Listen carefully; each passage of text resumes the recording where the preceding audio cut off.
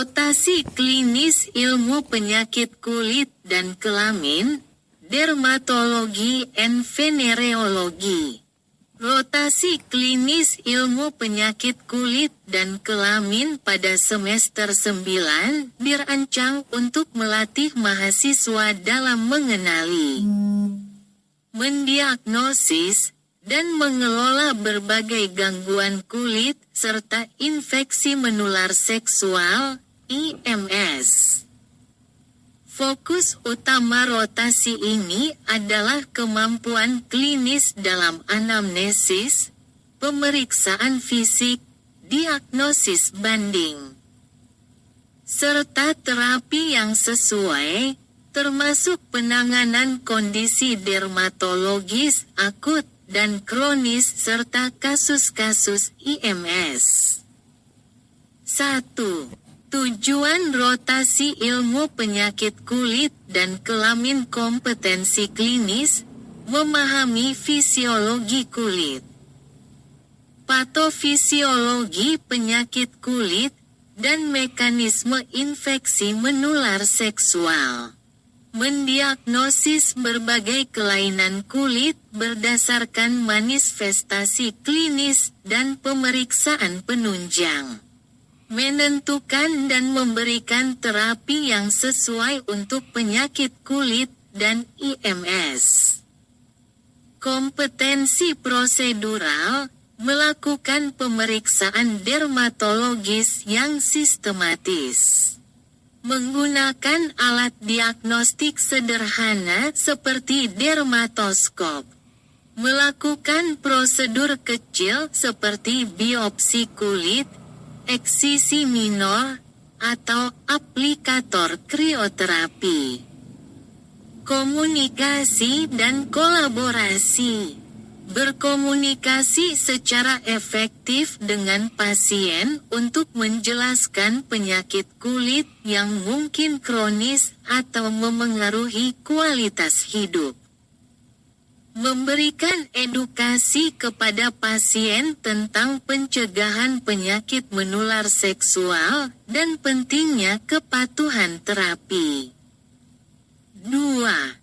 Struktur pembelajaran dan aktivitas harian. Rotasi ini melibatkan pembelajaran di poliklinik, ruang rawat inap, serta unit khusus seperti klinik IMS atau klinik estetika medis. A.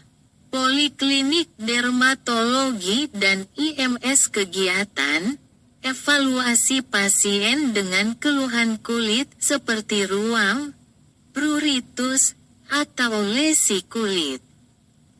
Pemeriksaan dan manajemen IMS seperti sifilis, gonore, atau herpes genitalis. Konsultasi pasien dengan masalah dermatologis kronis seperti psoriasis atau dermatitis atopik. Tujuan: melatih mahasiswa dalam anamnesis dan pemeriksaan fisik dermatologis serta membuat diagnosis banding. B.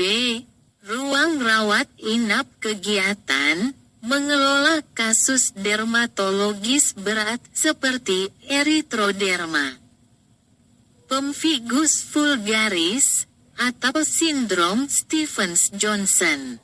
Memantau pasien yang membutuhkan terapi sistemik seperti kortikosteroid atau imunomodulator. Tujuan: memahami manajemen intensif pada kasus dermatologis yang memerlukan rawat inap. C. Klinik estetika medis. Kegiatan, observasi prosedur estetika seperti chemical peeling, terapi laser, atau mikrodermabrasi. Konsultasi pasien dengan keluhan estetika seperti hiperpigmentasi atau jerawat. Tujuan: mengenalkan mahasiswa pada aspek dermatologi, kosmetik, dan prosedur estetika. D. Klinik infeksi menular seksual kegiatan, pemeriksaan pasien dengan IMS, termasuk anamnesis tentang perilaku seksual berisiko. Melakukan tes penunjang seperti VDRL, kultur gonore, atau PCR HPV. Memberikan konseling pencegahan IMS dan penanganan pasangan seksual. Tujuan, melatih mahasiswa dalam pendekatan holistik pada pasien IMS. 3. Penyakit dan kondisi yang dipelajari ya. Penyakit kulit dermatitis, dermatitis atopik, kontak, dan seboroid, manajemen dengan emolien, antihistamin, atau kortikosteroid topikal. Psoriasis. Diagnosis berdasarkan gambaran klinis seperti plak eritema bersisik tebal.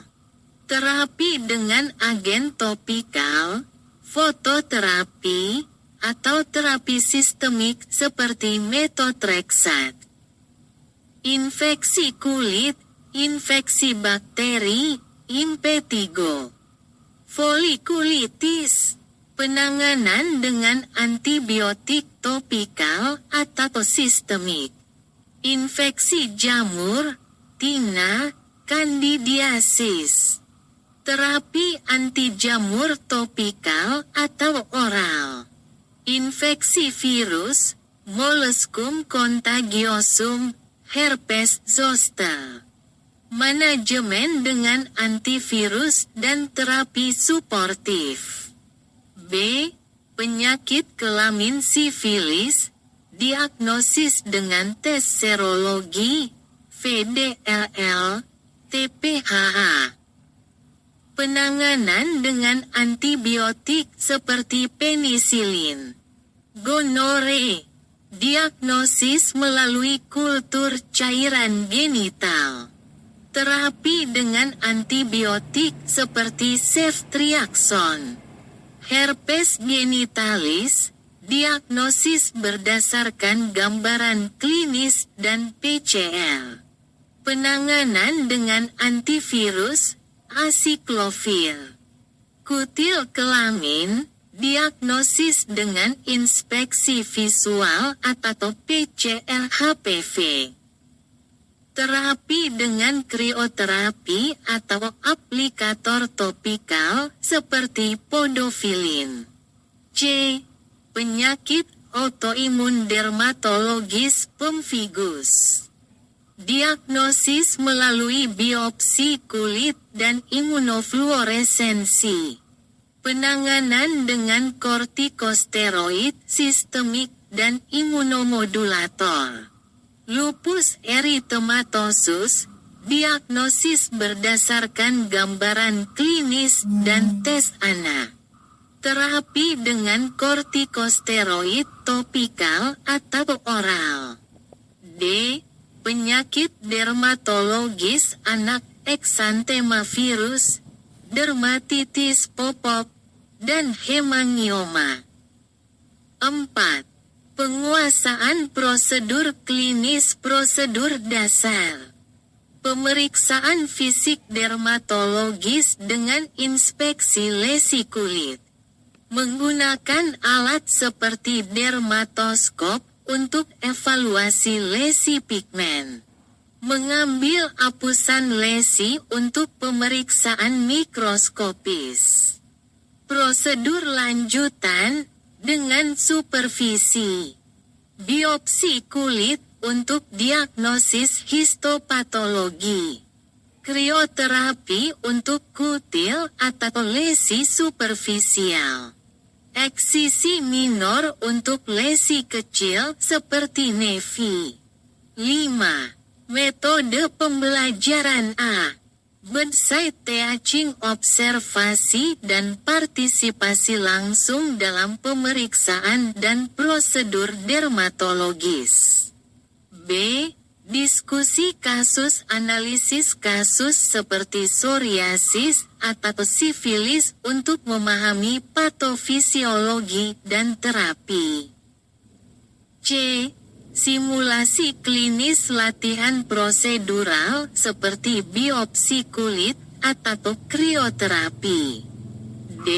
Observasi dan partisipasi mengamati intervensi kosmetik dermatologi di klinik estetika.